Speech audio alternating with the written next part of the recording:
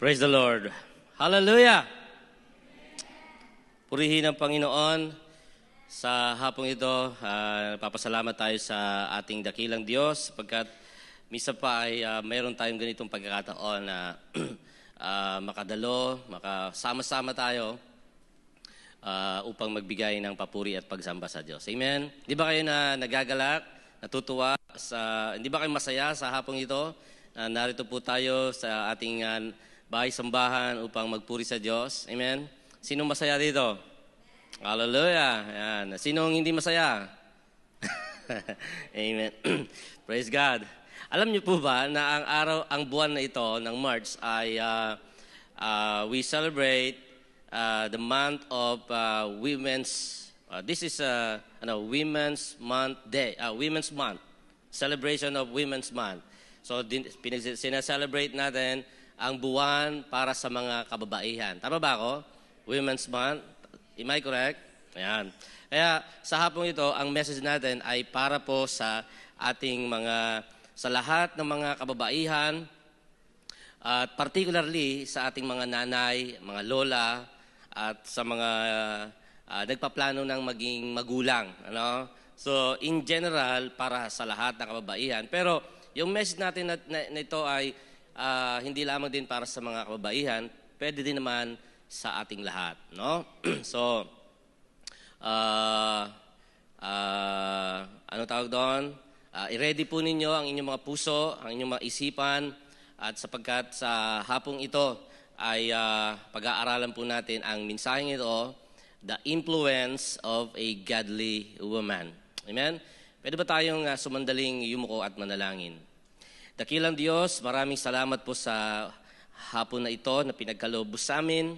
Muli po ay nagpapakumbaba kami sa iyong harapan, pinupuri at pinapasalamatan ka. Patuloy kaming humihingi ng tawad sa lahat ng aming mga pagkakamali at pagkukulang. Naway malaya kang kumilos sa aming mga puso at buhay ngayon habang nakikinig kami ng iyong mga salita. Sa iyo po lamang ang papuri at pagsamba sa pangalan ng Panginoong Jesus. Amen. Amen. Hallelujah. The influence of a godly woman. May tanong po ako sa inyo mga kapatid. Sino sa tingin ninyo yung personally ay very influential person sa inyong buhay? Father? Sino pa? May nagsabi, father. Pwedeng hindi magulang. Yung ibig sabihin ay very influential sa'yo. Yung ibang mga tao, ang sasagot nila, aside from their parents, pwedeng yung mga artista o kaya yung mga taong tumulong sa kanila, yung mga idol nila, ganyan, no?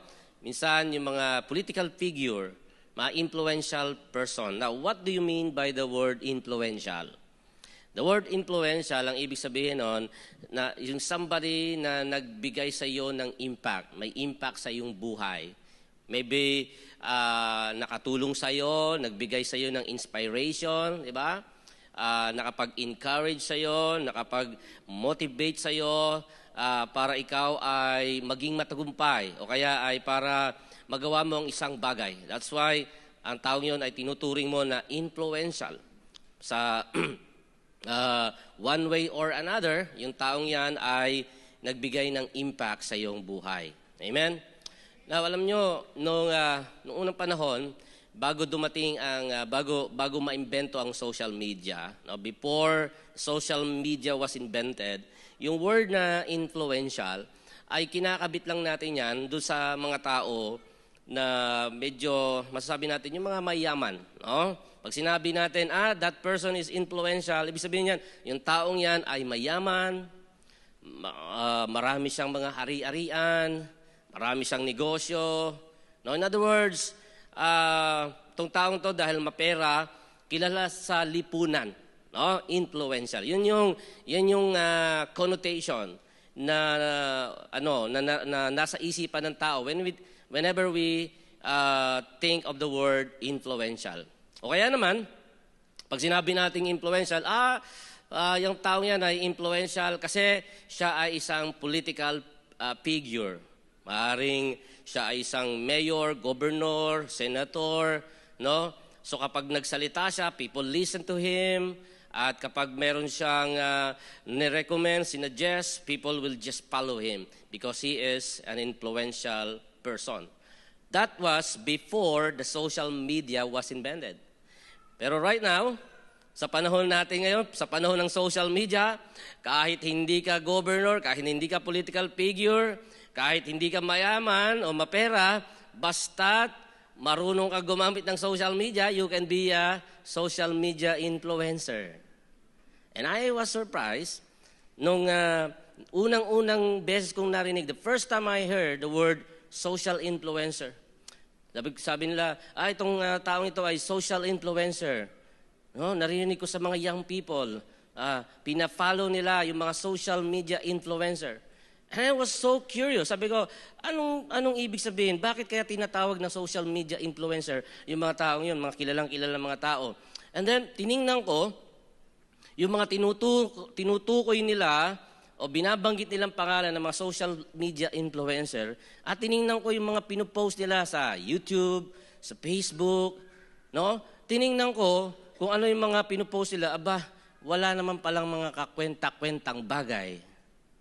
Sasayaw lang ng budots-budots, may mag-heart na, may magla-like na, millions hearts and followers. No, thousands ang followers, sumayaw lang ng budots, kumain lang ng paniki, okay? Na sumubsob lang sa putik, naging social media influencer na. Ang dami nang nagpa-follow. Yung isang parang 1 week ago, kung nabalitaan nyo, just for the sake of content. Content creator, just for the sake of content. Anong ginawa ng isang vlogger? No? Binuhusan niya yung kanyang sarili ng gasolina at sinunog niya. Sinilaban niya yung kanyang sarili just for the content. Alam yan ni Sam. Tumatango si Sam habang sinasabi ko. Just for the sake of content, social media content. And young people call them as social media influencer. And guess what? Anong influence ang natututunan natin sa mga ganong klaseng tao? And you call them influencer. Well, by the way, mayroong bad influence at meron din namang good influence.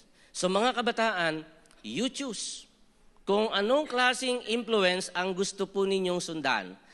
No? Kung anong klaseng follower kayo, kung sino yung gusto ninyong sundan.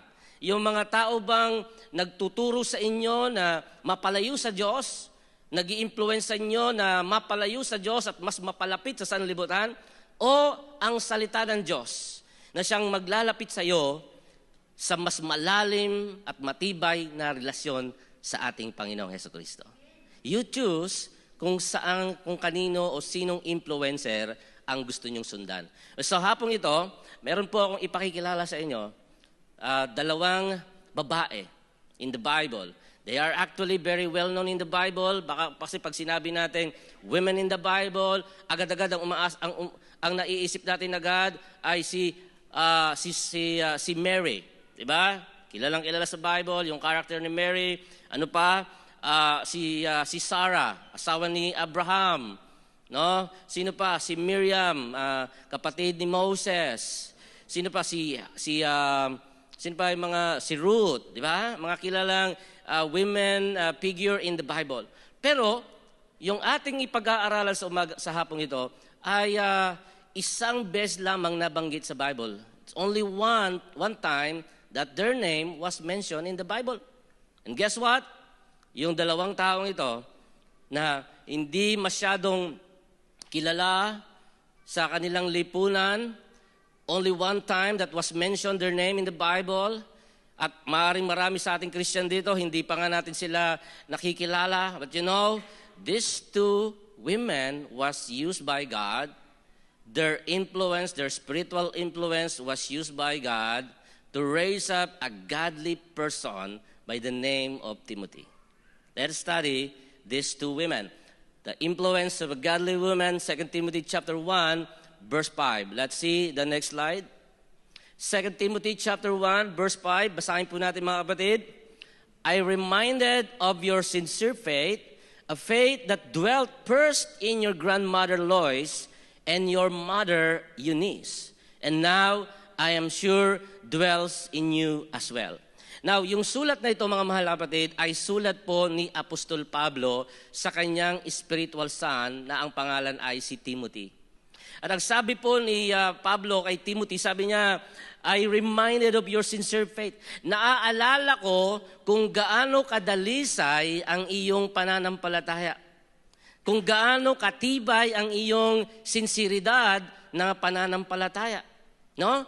And ang sabi niya, yung pananampalatayang yan ay nagsimula, unang-una sa lahat, sa iyong lola at sa iyong nanay na si Eunice. At ngayon, naniniwala ko na ang pananampalatayang yan ay nananahan sa iyo. Now, mga mahal na kapatid, si Timothy ay naging spiritual son ni Apostol Pablo, hindi dahil si Apostol Pablo ang siyang nag-train sa kanya from the very beginning, kung hindi, may dalawang tao. There were two women, there were two influential spiritual women who trained Timothy from the very beginning, from his young age. Two women, very influential to the life of a young Timothy. No? Alamin natin, sino si Lois at sino si Eunice. Next slide.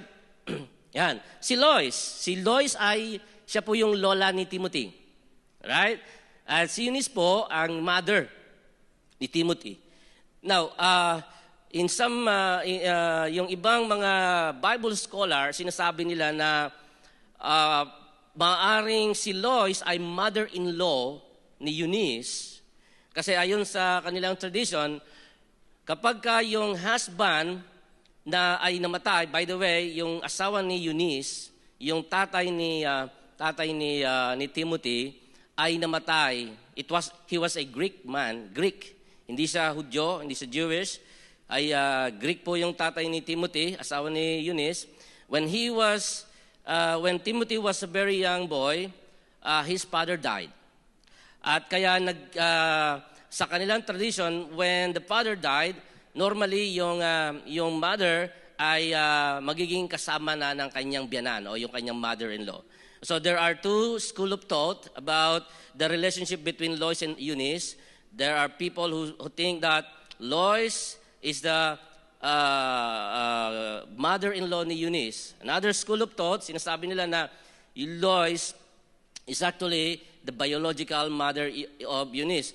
Which, kahit ano man, mother-in-law or biological mother ni Eunice si Lois, pero the fact that they lived together and they were the one very instrumental in the spiritual development of Timothy, no? So yun po ang importante doon. Now, sino si Lois? Si Lois, she was the mother of Eunice and the grandmother of Timothy. She had sincere Christian faith. Her sincere faith was passed on to her daughter Eunice and grandson Timothy. So, from the beginning, si Lois, yung lola, ay meron na siyang pananampalataya sa Diyos. At yung kanyang pananampalataya ay ipinasa niya sa kanyang anak na si Eunice, sa kanyang daughter. And then eventually, yung kanyang daughter, nagkaroon ng pamilya, nagkaroon ng anak, si Timothy. At siya din naman, si Eunice naman, ang nagpasa ng Christian faith, Christian values sa kanyang anak na si Timothy. Even Timothy was just a young boy that time. And then, sino si Eunice? Si Eunice was the mother of Timothy. Eunice, ang ibig sabihin ng pangalang Eunice, is a Greek name that means conquering well. Napakaganda ng ibig sabihin pala ng pangalang Eunice, conquering well. Ang ibig sabihin niyan, another word is happy victory. Ganun po ang ibig sabihin nun. Yung word na well dyan, hindi po yan yung well na balon. Well, meaning good. No? So conquering well, victory, something like that. And then, sino pa si Eunice? She was a devoted mother and daughter, a woman of strong faith. She dedicated time and effort to educate her son about the Word of God. And she was responsible in shaping the young Timothy's Christian faith. Wow. No? Their name was mentioned only once in the Bible. But their impact in the lives of Timothy was very meaningful. And you know what? What happened to Timothy? Makikita natin kung ano ang naging resulta sa buhay ni Timothy sa pamagitan ng impluensya ng kanyang nanay at ng kanyang lola. Okay, next slide. Sabi diyan, ito yung conversion of Lois and Eunice. It was recorded in Acts 16:1. Sabi doon, Paul came to Derbe and then to Lystra, where a disciple named Timothy lived, whose mother was Jewish and a believer, but whose father was a Greek. So yung tatay ni Timothy ay Greek, at yung kanilang pamilya ay naninirahan sa Derbe and Lystra. That was the time when Apostle Paul went to Derbe and Lystra to conduct his missionary journey. So pumunta siya doon as missionary journey at doon niya na-meet sina Lois, sina Eunice, maging si Timothy. But during the time, they were already converted to Christianity. Even before long, bago pa na-meet ni Paul yung mag-ina, si Lois and Eunice, they were already devoted Christian. No? So, kaya dito sa verse na to, masasabi natin na hindi recorded kung kailan at saan at kung paano naging Christian si Lois at si Eunice, pero the fact na they are believers in the Lord, even before long. Okay? So, tuloy natin. Next slide. Timothy's faith. Look at this. 2 Timothy chapter 3, verse 14 to 15. Ganito yung kung paano na-shape, kung paano na-develop yung foundation ng Christian faith ni Timothy. Ano sabi diyan? 2 Timothy chapter 3, 14 to 15, sabi, "But as for you," sabi ni Apostle Paul, "continue in what you have learned and have firmly believed." Sinasabihan niya si Timothy, magpatuloy ka sa iyong pananampalataya, sa iyong natutunan at sa iyong pinanghahawakang pananampalataya, knowing from whom you learn it. Alam mo kung kanino mo natutunan yan. Of course, natutunan yun ni Timothy sa kanyang Lola Lois at sa kanyang Mama Eunice. No? Hindi kaya Apostol Pablo nag-start yung training niya, kundi nag-start yung training ni Timothy kay Lois at kay Eunice. Knowing from whom you learn it, referring to the grandmother and to the mother. And how from childhood, look at that, from childhood, mula pa sa pagkabata ni Timothy, he's already a believer. Why? Because his grandmother, his mother, taught him about the Word of God from the very beginning. Okay? Now, you have been acquainted with the sacred writings which are able to make you wise for salvation through faith in Christ Jesus. Now, ano po ang sinasabi ng lahat ng mga talatang ito, mga mahal na kapatid? Napaka-importante na nais ko makita sa inyo yung naging bahagi, naging contribution ni Lois at ni Eunice sa buhay ni Timothy. Na from the very beginning, from the very start of his childhood, talagang naroon na kagad, tinuturuan na siya ng salita ng Diyos, inaakay na sa mga tamang kaparaanan, mga Christian values was already been taught to Timothy.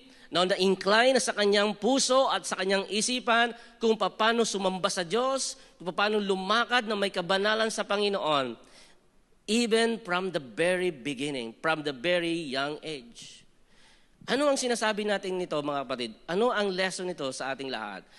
You have the power within you, in your heart, in your mind. All the Christian values you have, your faith, can be a powerful tool to influence the next generation. Meron kayong pananampalataya, mga mahal na kapatid, you have spiritual, you have faith in your heart, na kung saan pwede ninyong gamitin to shape and to train our young people, our young children, na magkaroon sila, habang lumalaki pa lamang sila, magkaroon na sila ng tunay na pagkatakot at tunay na pananampalataya sa Diyos. It begins from the mother. It begins from the parents. It begins from you. It begins from us. Gusto ba natin na tayo ay magkakaroon ng next generation na mga bata na wala nang galang, no? Wala nang kinakatakutan? Napanood ko parang etong sunod-sunod na nababalitaan ko, napapanood ko sa balita. Sunod-sunod, no? Sa TV Patrol at sa anumang palabas na basta balita, halos mga kabataan ay involved sa mga riot, away sa eskwela, may nagsusuntukan, ano? Merong ang estudyante diyan sa Pasig High School, Pasig National High School. Alam ni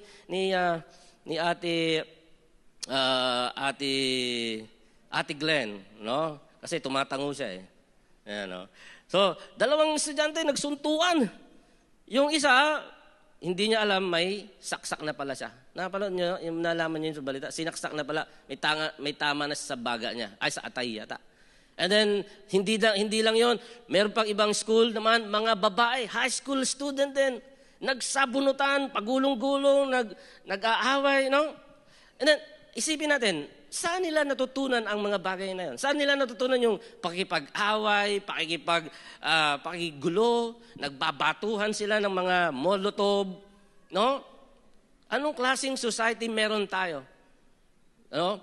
Kaya ang solusyon para maiwas ang mga kabataan natin sa mga masasamang gawa ay nasa pagtuturo ng mga magulang. Nasa ating mga kamay.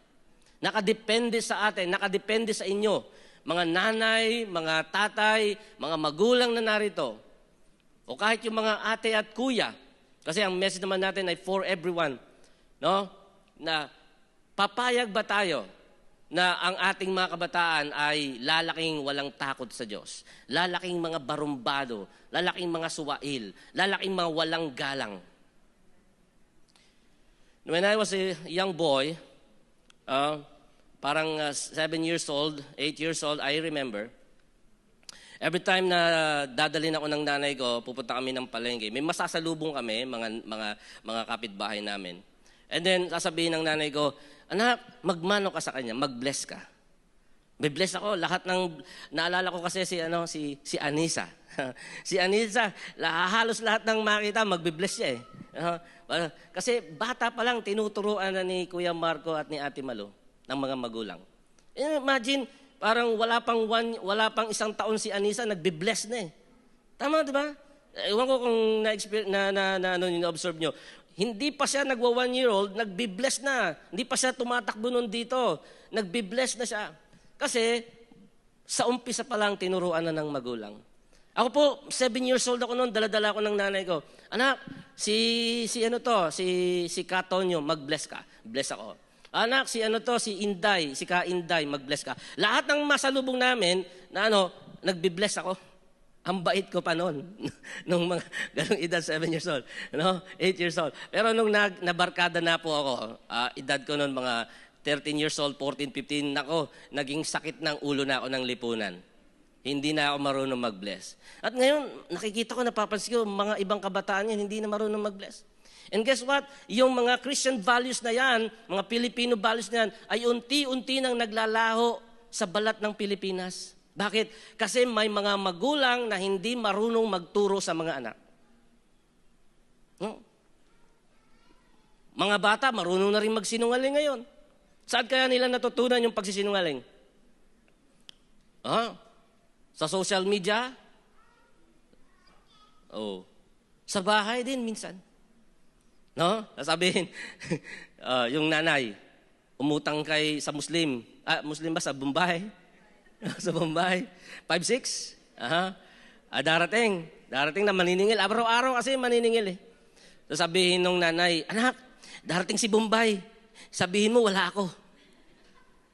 Pero nandun, nagtatago sa kwarto. Darating si Bombay. Tao po, maniningil po.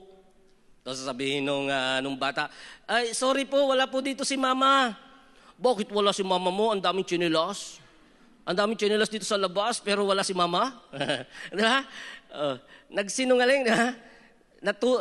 Sinasabi kasi ng nanay, nung tatay, sabihin mo anak, wala si mama. Wala ako dito. Pero nandun lang siya. So akala nung bata, ay okay lang pala yun. Okay lang pala magsinungaling. What do we teach with our young generation today? We don't teach them Christian values. We don't teach them Filipino values. We don't teach them the Word of God. And we let the YouTube teach them. We let the social media teach them. We let the social influencer, blogger teach them. If we don't care about the learning of our children, guess what? The world will teach them something that you don't like. Kapag hindi po tayo nag-umpisang magturo sa ating mga bata, sa younger generation, ng mga bagay patungkol sa salita ng Diyos, ang sanlibutan ang magtuturo sa kanila. At ang mga matututunan nilang mga bagay, masasamang bagay, mga influence na galing sa sanlibutan ang kanilang madadala, hindi po ninyo ito magugustuhan. Pagsisisihan po natin ito balang araw. Sapagkat kapag sila po ay gumawa na ng mali at napahamak na, huli na po ang lahat. Kaya sa hapong ito mga mahal na kapatid, we have to check once again. And balik po tayo sa kahalagahan ng salita ng Diyos sa ating mga pamilya, sa ating mga anak, sa mga bata. Tularan natin si Lois at si Eunice. Learn from Lois and Eunice on how to train our children even from the very beginning. Teach them the Word of God. At kung pwede, dalhin natin sila sa church. You don't want them na gagala-gala lang sa kung saan. Bring them to the church. No? Ang tunay na magulang, ang tunay na mapagmahal na magulang, ang tunay na mapagmahal na tatay, ang tunay na mapagmahal na nanay, no, dadalhin niya ang kanyang anak, ang kanyang mga anak sa simbahan. That's the reality. Kasi saan mo dadalhin ang anak mo? Sa masamang bagay? Dito sa church, they will be taught about how to serve God, how to love God, how to worship God. At yan ang dapat na gawin natin mga magulang. Kahit sa mga bata pa lang, bring them to the church. If they want, pilitin natin sila kung pwede. Kaya mga kabataan na nandito, mga bata nandito, magpasalamat kayo sa Panginoon kung mayroong mga magulang na nagdala sa inyo dito sa church. You thank God. You praise the Lord. Kevin, you have magpasalamat ka sa Diyos dahil mayroong kang ate na magre-remind sa iyo, Kevin, linggo na ngayon, maligo ka na. Magsimba ka, umattend ka ng Sunday school. Magpasalamat ka sa Diyos dahil may mga ate ka na magsasabi sa iyo na magsimba ka na, Kevin. Amen. Mga bata, ganun. Magpasalamat kayo kapag may nagyaya sa inyo na dumalo sa simbahan. Okay? So, let's continue this. Si Timothy, next slide. Timothy, the man of God. What happened to Timothy, mga kapatid? What happened to him? Anong nangyari kay Timothy? What was the result of the training that he received from his mother and his grandmother? Look at this. Timothy's name means one who fears God. Ang pangalan ni Timothy, ang ibig sabihin niyan ay the one who fears God. And guess what? Ang nagpangalan po sa kanya ay walang iba kundi ang kanyang nanay, si Eunice. Sapagkat maagang namatay yung tatay ni Eunice, yung tatay ni Timothy, maagang namatay. So yung responsibility ay inako ni Eunice. So si Eunice ang nagbigay ng pangalan niyan. The one who fears the Lord. Yan ang ibig sabihin ng Timothy. Then, anong nangyari? Nung si Timothy na ay adult na siya, nasa middle age, he met Apostle Paul, and then he joined Apostle Paul in his missionary journey. It was recorded in Romans chapter 16, verse 21, kasakasama ni Timothy, o kasakasama ni Paul, si Timothy sa kanyang mga missionary journey. Naging missionary si Timothy. And then, ano pa nangyari kay Timothy? He served as Paul's representative to the church at Corinth and Philippi. Siya rin po yung pinapadala ni Paul. Kapag may pupuntahan si Paul na ibang lugar, hindi siya makakapunta sa Corinth, hindi siya makakapunta sa Philippi, he will send his spiritual son Timothy to go to Corinth and to Philippi. And then, ano pa nangyari kay Timothy? He became the pastor of the church at Ephesus. 1 Timothy chapter 1, verse 3. Naging pastor po si Timothy. And then, he was eventually martyred when he stood against idolatry during a pagan festival. Ang ibig sabihin po niyan, mga kapatid, siya po ay pinatay dahil sa kanyang pananampalataya. Hindi po niya tinalikuran ang kanyang pananampalataya kahit na po sa gitna ng kamatayan. He martyred, he was killed because of his love and his faith on the Lord Jesus Christ. That is the man that you want for your children. That is a man, that is a kind of man na nais ninyong makita rin sa inyong mga anak. A kind of man, a spiritual man na mag-uumpisa sa inyong pagtitrain, sa inyong pagde-develop sa kanila sa pamagitan ng salita ng Diyos at hindi sa influence o hindi sa pag-shape ng mga vlogger o ng mga social media influencer sa panahon natin ngayon. Mga nanay, huwag niyong sasanayin ang inyong mga anak na kapag umiyak, salpak agad ng cellphone. Pag umiyak, kasi natatamad na tayong mag-alaga. Ayaw na nating, ay naku, naiinis ako sa batang ito. Iyak ka ng iyak, itong cellphone. Di ba? Hello? Kasi ayaw na nating kargahin, ayaw nating, imbes na tayo ang mag-asikaso, mag-alaga, dahil nanonood tayo ng TV o kaya ay busy rin tayo sa cellphone natin, bibigyan natin ng cellphone ng anak natin. O anak, eto cellphone, bahala ka dyan, ha? Maglaro ka dyan, may nakikita nga ako, na-meet ko sa, actually, pastor sa Lucena. Parang 2 years old pa lang yung anak niya, ang galing ng mag-swipe. Oh, nakakalipat-lipat na kung saan-saan mga sa cellphone, 2 years old, ang bilis. Tapos nakita ko na sa na siya, nasa Shopee na. Marunong na rin mag-place, anong tawag doon? Place order. Marunong na, nagsha-Shopee na. Mga nanay, wag niyong sanayin ang mga anak niyo, dahil lang wala kayong oras mag-alaga sa kanila, cellphone na lang ang ibibigay niyo sa kanila. That is not that is not the love of a mother. Hindi po ganon ang tunay na pagmamahal at pag-aalaga sa mga anak. Hindi. Teach them how to pray. Spend time with them. Teach them the Word of God. And then, wag niyong hayaan na sila, kilala nila yung mga social influencer. There was a time, nakatira pa lang kami noon sa General Luna sa Quezon Province. Nagtatalo yung asawa ko, yung wife ko, at saka si Eli, yung anak ko. Nagtatalo sila. Yun pang ina-idol mo, sabi niya gano'n. Nagtatalo yung mag-ina, sabi ko. Ano ba yung pinag-aawayan, sabi ko? Daddy, sabihan mo yung anak mo na yan. Bakit? Gustong-gusto niyang panoorin si Wamos. Wamos? Sinong Wamos? Sabi ko. Sinong Wamos yan? Pakita mo nga sa akin sa YouTube. Idol daw niya si Wamos. Hindi ko alam bakit niya nagustuhan yan. Sabi ng galit na galit yung wife ko. Alam niyo, pag nagagalit yun, ako, nagtatago ako sa ilalim ng kama. Huwag niyo na lang sabihin sa kanya, ano po. Sabihan mo yan, Daddy. Gustong-gusto niya si Wamos. Sabi ko, sino ba yung Wamos na yan? Na-curious tuloy ako. Gwapo ba yan? Maganda ba yan? Pagtingin ko. Sabi ko, anak, eto ba si Wamos? Gusto kong ibato yung cellphone eh. Eto ba ang idol mo, anak ko? Ang dami-dami mo magiging idol, eto pa? Sana, kung sabihin ko sana kung noong time na yun, kilala niya si Kuya Jason. Si Kuya Jason na lang ang idol mo. Matuto ka pang mag-drums. Ha?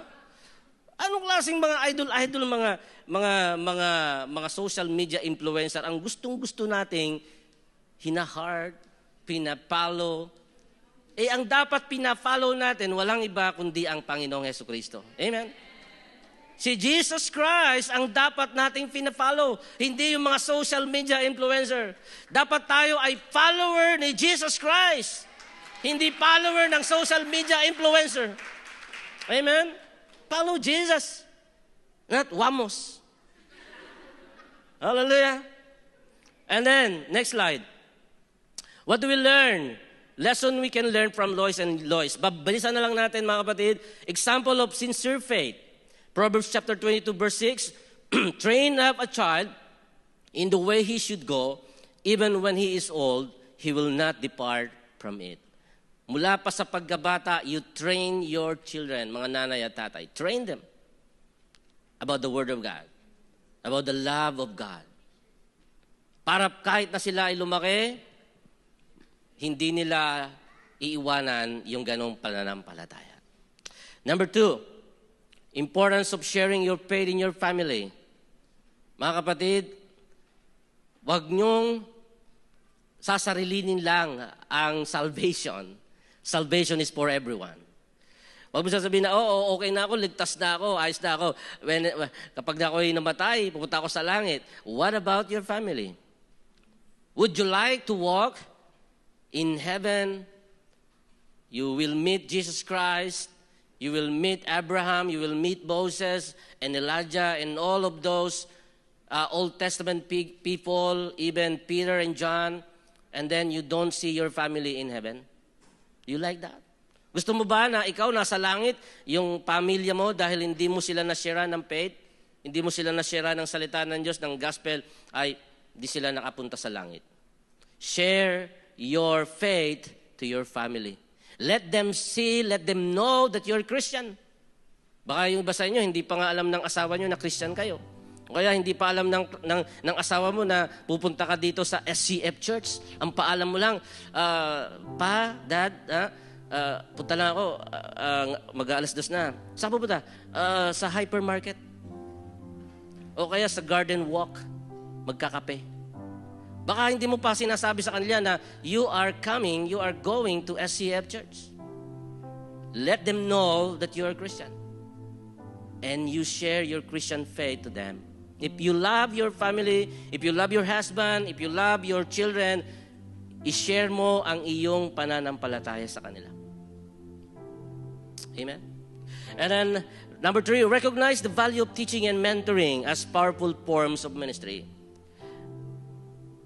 Napakahalaga nito. Maging sa bahay, mini-mentor na natin ang ating mga anak, yung mga younger natin, no? Mga younger generation. Mga ate, mga kuya na nandito, mentor your siblings, your younger brother, your younger sister, to the faith you have. Mentor them. And how you do that? Mag-pray ka. Join them in your prayer. Mag-Bible study ka, mag-ahal ka ng salita. Let them join you in your Bible study. Meron tayong Bible reading campaign. While you're reading your Bible, you let them join you while you are reading. In that way, you are mentoring them. You are showing a good example to them. Importance of nurturing faith within the family. Nurture, inaalagaan mo sila sa pamagitan ng salita ng Diyos. And lastly, application. Tingnan natin yung application dito, mga kapatid. Ayan. Sabi dyan, set a good example to your children and to people around you. Be a good example. Number 2, influence your family with high moral and spiritual standard. And last one, lead your family to Christian faith and obedience. Marami pa sanang slide yan. Parang mga 50 slides pa yan. Joke lang. Pero may isang slide dyan ang sabi dyan, yung, sige, last, sige pa po kuya. Ayan, ayan, sabi dyan, the most valuable thing any mother can give to her child is the best she has within her. Anong ibig sabihin nun? Ang pinakamahalagang bagay na pwedeng ibahagi o pwedeng ibigay ng isang ina sa kanyang anak ay yung kung ano ang naroon sa kanyang puso. At ano ang nasa inyong puso, mga anak, mga nanay, mga magulang na nandito? What is in your heart right now? It is the faith in the Lord Jesus Christ. And that is the most valuable thing you can ever give to your children, your faith.